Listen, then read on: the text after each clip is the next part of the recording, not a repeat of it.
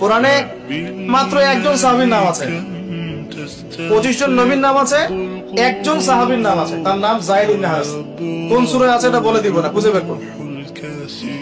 তিনি নবী সাল্লাল্লাহু আলাইহি ওয়াসাল্লামের সামনে এরকম করে দাঁড়িয়ে আছেন, পাথরগুলো লাগলে আমার গায়ে লাগুক।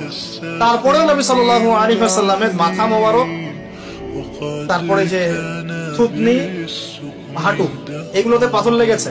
এবং জুতা, যে জুতাটা তিনি পরেছিলেন এটা রক্ত দিয়ে জমে গেছে, রক্ত দিয়ে পায়ে জমে গেছে। তবুও তিনি বদদুয়া করেন নাই। তায়েফ থেকে আসার পথে খেজুর বাগান, আঙ্গুর বাগানে বসেছিলেন।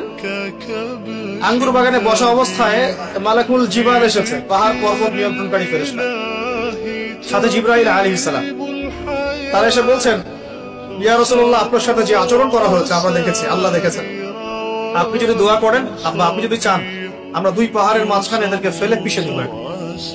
নবী সাল্লাল্লাহু আলাইহি ওয়াসাল্লাম বলছেন, শুনেন কি বলছেন। তিনি বলছেন, বাল আরজু, বরং আমি এটা চাই, আইয়ুখরিজাল্লাহু মিন আসলাবিহিম কওমুন, আল্লাহ পাক তাদের ঔরস থেকে এমন একটা সম্প্রদায় যেন বের করেন, আল্লাযীনা ইয়াবুদুনাল্লাহ ওয়া লা ইউশরিকুনা বিহি শাইআ, যারা আল্লাহর ইবাদত করবে তার সাথে কাউকে শরীক করবে।